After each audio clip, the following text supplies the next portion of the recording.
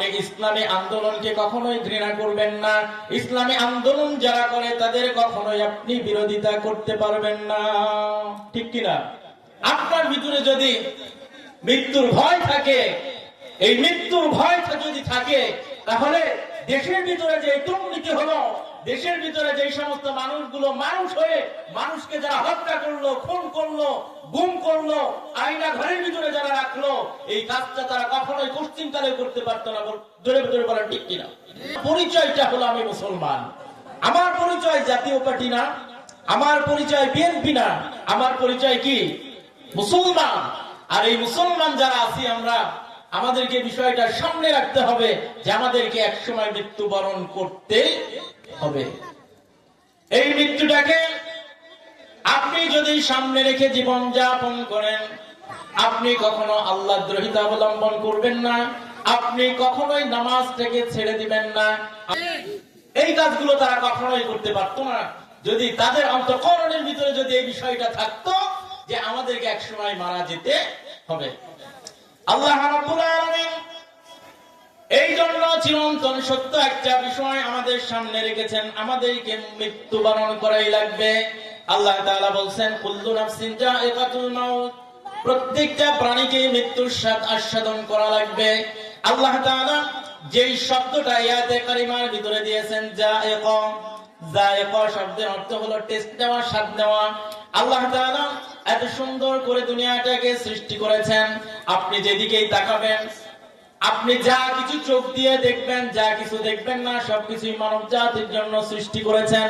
আর এই মানব জাতিকে আল্লাহ রাব্বুল আলামিন বলেছেন, বান্দা তোমার জন্য আমি এই দুনিয়ার সমস্ত কিছু সৃষ্টি করলাম, আর আমি তোমাদেরকে সৃষ্টি করলাম আমার ইবাদতের জন্য।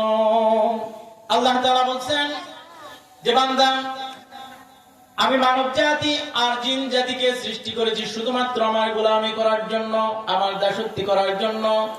আল্লাহ তাআলা মানব জাতিকে সৃষ্টি করেছেন শুধুমাত্র তার ইবাদতের জন্য। আর সেই মানব জাতি আজকে আল্লাহ রাব্বুল আলামিনের গোলামি করে না, আল্লাহ তাআলার দাসত্ব করে না। আল্লাহ রাব্বুল আলামিন যে নামাজ পড়ার কথা বলেছেন, নামাজ আদায় করার কথা বলেছেন, আজকে মুসলমান জাতি হওয়ার পরেও এই সমস্ত মানুষগুলো হলো নামাজ আদায় করে না। জোরে বলেন ঠিক কিনা? আল্লাহ রাব্বুল আলামিন কুরআনুল কারীমের ভিতরে ঘোষণা করেছেন, যখন জান্নাতি এবং জাহান্নামী মানুষ পাশাপাশি অবস্থান করবে, জান্নাতি মানুষ যারা তারা জান্নাতের ভিতরে অবস্থান করবে, আর যারা জাহান্নামী মানুষ তারাও সেই জান্নাতের পাশাপাশি অবস্থান করবে জাহান্নামের ভিতরে। জান্নাতি মানুষগুলো জাহান্নামী মানুষদেরকে বলবে, মা সালাকাকুম ফিস সাকার। আল্লাহ তাআলা বলছেন, জান্নাতীরা জাহান্নামীদেরকে বলবে, সাকার নামক জাহান্নামে তোমরা কেন আসলা? জান্নাতীরা বলবে যে মা সালাকাকুম ফিস সাকার, এই সাকার নামক জাহান্নামের ভিতরে তোমরা কেন আসলা? ওই সময় জাহান্নামীরা জান্নাতীদের ওই প্রশ্নের উত্তরে তারা বলবে, লাম নাকুম মিনাল মুসাল্লিন, আমরা নামাজি ছিলাম না, আমরা নামাজ আদায় করতাম না। তাহলে জাহান্নামে যাওয়ার সর্বপ্রথম কারণ হলো বেনামাজি, ঠিক কিনা? জাহান্নামে যাওয়ার সর্বপ্রথম যে কারণ থাকবে সেটা হলো নামাজি। যারা নামাজি এরা হলো আল্লাহ রাব্বুল আলামিনের নিকটবর্তী আর জান্নাতের খুব নিকটবর্তী।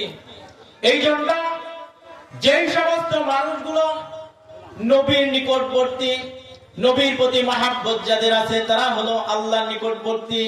আর যেই সমস্ত মানুষগুলো আল্লাহ রাব্বুল আলামিনের নিকটবর্তী, ওই সমস্ত মানুষগুলো জান্নাতের নিকটবর্তী। জোরে জোরে বলেন ঠিক কিনা? আবার যেই সমস্ত মানুষগুলো নবী থেকে দূরে তারা হলো আল্লাহ থেকে দূরে। যারা আল্লাহ থেকে দূরে তারা হলো জান্নাত থেকে দূরে, তারা হলো জাহান্নামের নিকটে। এই জন্য সেই বিষয়টা সেটা হলো আমাদেরকে অবশ্যই মৃত্যুবরণ করতেই হবে, ঠিক কিনা? অবশ্যই মৃত্যুবরণ করা লাগবে। আপনি আপনার পাশের মানুষদেরকে দেখবেন, যেই সমস্ত মানুষগুলোর গায়ের চামড়াগুলো ঢিল হয়ে গেছে, দাড়িগুলো শুভ্র হয়ে গেছে, মাথার চুলগুলো শুভ্র হয়ে গেছে, সাদা হয়ে গেছে, ওই সমস্ত মানুষগুলোর দিকে একবার তাকাবেন। আপনি যুবক মানুষ, আপনার গায়ের চামড়া টান টান, এই জন্য আপনার এত শক্তি, এত বাহাদুরি, এত তাকাব্বুরি আপনার অন্তঃকরণের ভিতরে জায়গা দিয়েছেন।